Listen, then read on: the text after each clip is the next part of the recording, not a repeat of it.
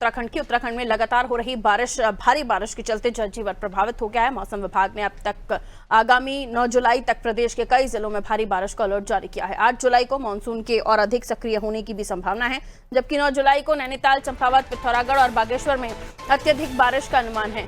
बारिश के कारण बद्रीनाथ और केदारनाथ हाईवे कई स्थानों पर बंद हो गए हैं। केदारनाथ मार्ग पर मनकटिया के पास भूस्खलन और बोल्डर गिरने से मार्ग अवरुद्ध हुआ है, जिसके चलते यात्रियों को सोनप्रयाग और गौरीकुंड में रोका गया। प्रशासन ने मनकटिया भूस्खलन जोन में पैदल यात्रा और शटल सेवा शुरू की, लेकिन लगातार पत्थर गिरने के कारण यात्रियों को कठिनाई हो रही है। वहीं बद्रीनाथ हाईवे पर सिरोपगढ़ के पास भी भूस्खलन से मार्ग बंद है। एनएच और पीडब्ल्यूडी की टीमें मलबा हटाने में लगी हुई हैं, लेकिन बारिश बाधा बन रही है। प्रशासन ने यात्रियों और स्थानीय लोगों से सतर्क रहने और अनावश्यक यात्रा से बचने की अपील की है।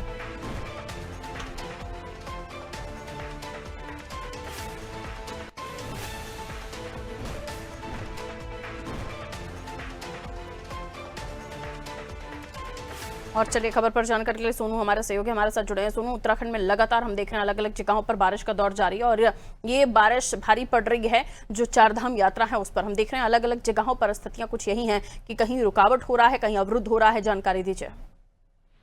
देखिए पारुल, जो आसमान से आफत की बारिश हो रही है, ये कहीं ना कहीं सरकारी तंत्र के लिए, सरकार के लिए एक चुनौती बन गई है।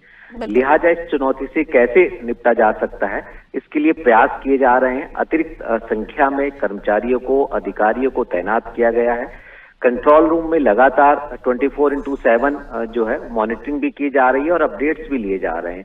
चूंकि मौसम विभाग ने, मौसम विज्ञान केंद्र ने आने वाले समय के लिए भी अलर्ट जारी किया हुआ है। ऐसे में न सिर्फ जो तीर्थ यात्री हैं उनकी सुरक्षा का सरकार ख्याल रखने के प्रयास कर रही है, बल्कि स्थानीय लोगों से भी ये बार बार अपील की जा रही है कि वर्षा काल के दौरान सुरक्षित स्थानों पर ठहरें और खास तौर पर वर्षा के दौरान जो है वो सावधानी बरतें, अलर्ट रहें। ऐसे में जो सभी जिलों के, खास तौर पर यात्रा से संबंधित जो जनपद हैं, इन जिलों के जिलाधिकारियों को, जिला आपदा प्रबंधन अधिकारियों को और जिले के जो अन्य जिला स्तरीय अधिकारी हैं उनको सतर्क रहने के दिशा निर्देश दिए गए।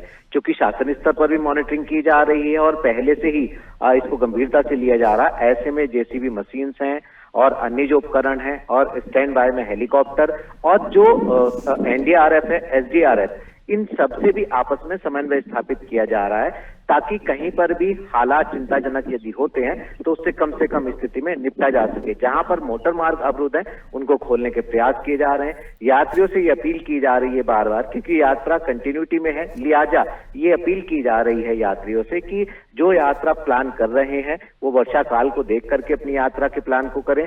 और इसके अलावा जो यात्रा करने के लिए अपने घर से निकल चुके हैं वो मौसम का अपडेट लेकर अपने यात्रा के शेड्यूल को आगे बढ़ाएं और जो यात्रा की तैयारी कर रहे हैं वो वर्षा को देख करके, मौसम का अपडेट लेकर के ही वो एहतियात बरतते अपनी यात्रा को आगे बढ़ाएं। तो ऐसे में ये कोशिश की जा रही है कि सभी यात्री जो हैं वो सुरक्षित रहें। कहीं पर कोई मोटर मार्ग बंद होता है, जैसे सिरोपगढ़ का आपने जिक्र किया, यहाँ पर जो है जहां पर जो भी हालात सामने नजर आ रहे हैं, यात्रियों को सुरक्षित स्थानों पर ठहराकर उनके खान पान की व्यवस्था की जा रही है और ये भी अपील की जा रही है कि समय के साथ साथ जो मौसम का अपडेट है उसको लें और अपडेट लेने के बाद ही अपनी यात्रा को आगे बढ़ाएं। हालांकि शटल सेवा के माध्यम से, हेली के माध्यम से सरकार हर स्तर पर प्रयास कर रही है, क्योंकि सरकार ये कोशिश कर रही है कि सुरक्षित यात्रा हो और ऐसे में सरकार की प्राथमिकताओं में यात्रियों की सुरक्षा वो शुमार हो गई है।